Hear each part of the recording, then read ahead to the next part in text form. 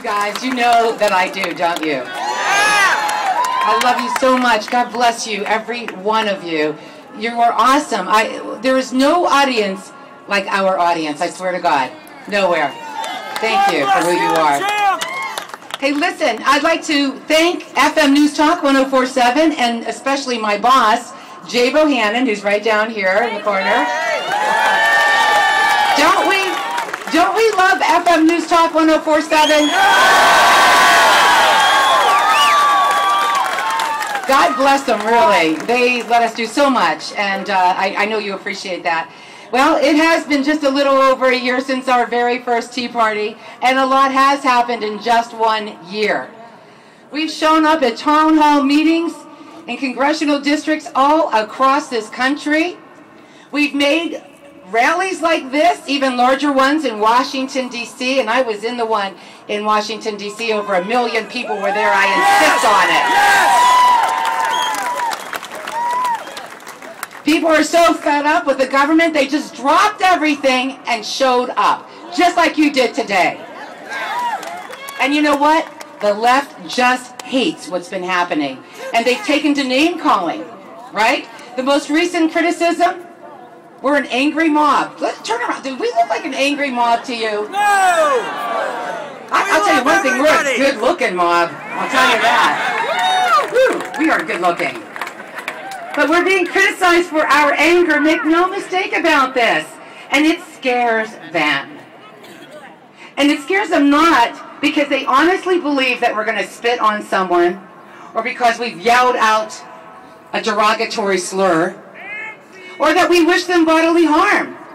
Not because they believe that we'd do any one of those things, because you know what? They know that we don't. They know it as well as we know it. But here's what they truly believe. They believe that our discontent gave them ground in Massachusetts in an area where Republicans are outnumbered by Democrats 3-1. They know that we make them uncomfortable in their town hall meetings. They know we just might show up in Washington at their office. That's what they know, and that is what they're afraid of.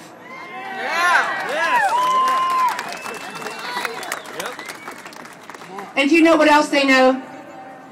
They know that we're not going to take it anymore.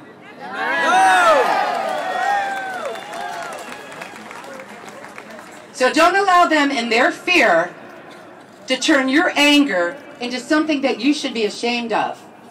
Even Scripture tells us that there is an acceptable anger. There is a distinction that's made. There's a thing called righteous anger, and I think we got it.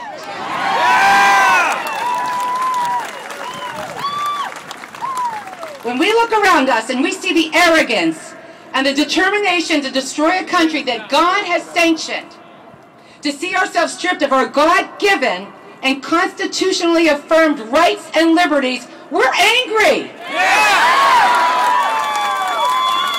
We're angry with a righteous anger. Though Scripture tells us also to be angry, but sin not. And our peaceable demonstrations exemplify that command. We are angry. We have every right to be. I assure you, ours is a righteous anger, and we have expressed it without sin. Now I'm going to ask you to continue to express it that way, but that you do it without apology, too. You know, Abraham Lincoln once said this: the sin of silence, when they should protest, makes cowards of men. We are no cowards. You know who the cowards are. The media on the left, they're the cowards because their fear is that we have only begun to be angry. Their fear is that we have only begun to fight. We do not need weapons or threats or disparaging words. We need only to continue to do what we have been doing, and that is what they are afraid of. Yes! Are you with me on this? Because I'm with you.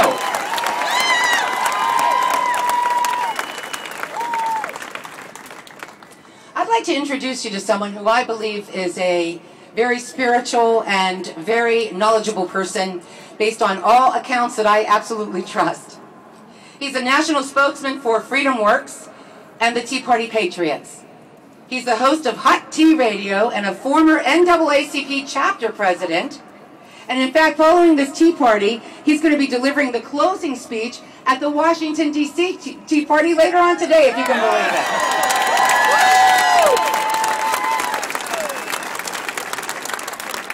Let's show him that we appreciate him starting his day in Pittsburgh.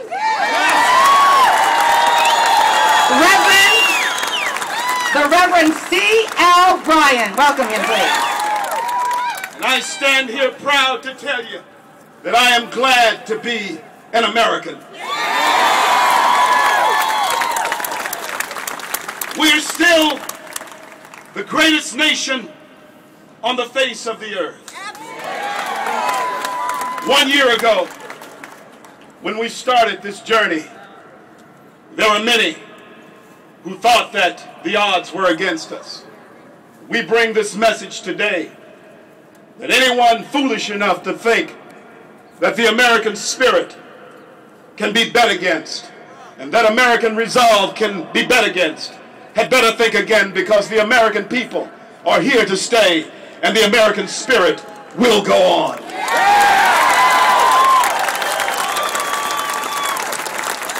And we have come to bring this message to elected officials all over this land and country. I see a sign out there saying defend the Constitution. And we have come to bring this message that if they will not stand with us to protect and defend the Constitution of the United States the first Tuesday in November of this year, we need them to pack their bags and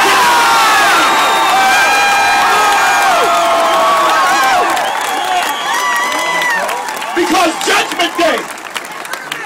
Judgment Day will surely come. They're not listening to us. They don't seem to hear us. They claim that they see us, but the descriptions that they make of us are false and superficial. In fact, they're out and out lies. We are not racist. We are not haters. But there is one thing that we are. We are angry. We're angry because this great city on a hill is being sold out in back rooms by politicians, and the American people are being sold out and they're being betrayed, and we're angry about that.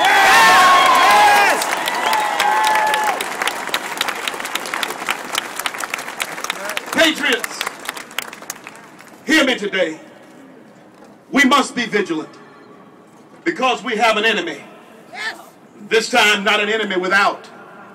Americans will always band together when we are attacked from an outside source.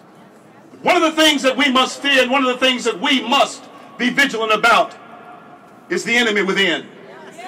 There are people inside of our government that take every serious issue and try to make it an issue of color. But friends, today, I bring this message to you that we need to tell them that we're through playing those games. We won't play the color game anymore. We're tired of it.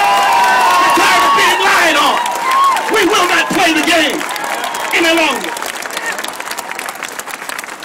The only thing that they need to know is that we want them to get out of our doctor's offices. We want them to get out of our children's lives. And we want them to take their hands out of our pockets.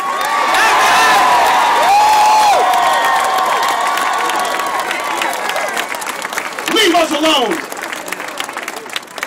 We the people. Remember us? We lend them our power. They work for us. And Americans will not be ruled over. Neither will Americans be tread upon. There is an enemy, I tell you, that will destroy the very fiber and the very nature of our country. There is an enemy that is grappling for the soul of this nation. We must be aware that we're locked in a mortal battle right now.